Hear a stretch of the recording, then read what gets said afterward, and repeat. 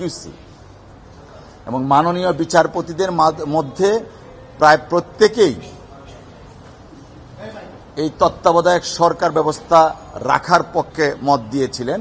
যে তিনজন দেননি তারাও পরে পর্যায়ক্রমে প্রধান বিচারপতি হয়েছিলেন।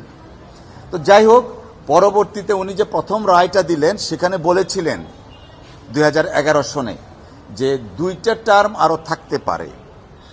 অবসরে যাওয়ার 16 মাস পরে এককভাবে একটা রায় ঘোষণা করলেন। সেই রায়ে সবকিছু তিনি উলট পালট করে দিলেন। অর্থাৎ তিনি এই রাষ্ট্রীয় কোষাগার থেকে টাকা নিয়েছিলেন, আপনারা মিডিয়াতে প্রকাশ করেছেন, এবং শেখ হাসিনা তথা আওয়ামী লীগের, আমি যদি খারাপভাবে বলি দালালি যা বলে, ক্ষয়ের খা হিসাবে মহামান্য প্রধান বিচারপতি, মাননীয় প্রধান বিচারপতির আসনটাকে উনি কলুষিত করেছেন।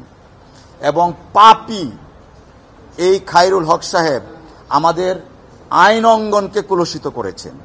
কারণ শেখ হাসিনার এবং আওয়ামী লীগ তাদের একক ইচ্ছার প্রতিফলন ঘটাতে গিয়ে এদেশে গণতন্ত্রকে তিনি হত্যা করেছেন। যে কারণেই ছাত্র জনতা অনেকেই পুলিশের গুলিতে প্রাণ গিয়েছে, আইন শৃঙ্খলা রক্ষাকারী বাহিনী নিহত করেছে। দেখুন, যদি তখন তত্ত্বাবধায়ক সরকার ব্যবস্থাটা বিলুপ না হতো, 2014 সনে একটা ইনক্লুসিভ ইলেকশন হতো এবং সেই ইলেকশনের মাধ্যমে দেশে গণতন্ত্রটা আস্তে আস্তে প্রতিষ্ঠিত হতো। এককভাবে খায়রুল হক এদেশে গণতন্ত্র হত্যাকারী হিসাবে দায়ী থাকবেন। শেখ হাসিনা এবং খায়রুল হক এদেশে গণতন্ত্র হত্যা করেছে। খায়রুল হকের জন্য বাংলাদেশের শত সহস্র ছাত্র জনতা হত্যা করেছে, আহত হয়েছে, নিহত হয়েছে, রক্ত ঝরেছে। এই এককভাবে খায়রুল হক শেখ হাসিনা ওয়াজেদের প্রেসক্রিপশন মোতাবেক আপিলের ডিভিশনের মাধ্যমে তত্ত্বাবধায়ক সরকার ব্যবস্থা বিলুপ করেছে, বিলুপ করে গণতন্ত্রকে হত্যা করেছে। এই দেশে যে ফেসিজম, সেই ফেসিজম কায়েম করেছে শেখ হাসিনার সাথে খায়রুল হক। যে কারণে খায়রুল হক এবং শেখ হাসিনা দুইজন শোল্ডার টু শোল্ডার কাজ করেছে এই দেশে ফেসিজম প্রতিষ্ঠার জন্য এবং গণতন্ত্র হত্যার জন্য।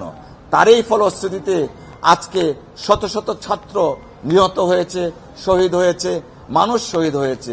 যে কারণেই তাদের বিচার চাই। আরেকটা কারণে খায়রুল হকের বিচার চাই, যেন মাননীয় বিচারপতি মহোদয়ের আসনে বসে আরেকজন খায়রুল হক যাতে বাংলাদেশে সৃষ্টি না হয়, সেই জন্য খায়রুল হকের দৃষ্টান্তমূলক বিচার আমরা দাবি করছি। এইটা যথাযথ কর্তৃপক্ষ এই বিচার নেবেন। যেমন আইন মন্ত্রণালয় বলেছে শেখ হাসিনার বিচার আন্তর্জাতিক অপরাধ ট্রাইব্যুনালে হবে, ঠিক তেমনি ভাবে খায়রুল হকের বিচারও আন্তর্জাতিক অপরাধ ট্রাইব্যুনালে হইতে হবে, গণতন্ত্র হত্যার জন্য, গণহত্যার জন্য। হি ইজ আপনার ইভিল মানুষ, একজন ইভিল। সে হচ্ছে জ্ঞান পাপী, তার চেয়ে ভয়ঙ্কর বিশেষণে বিশেষিত।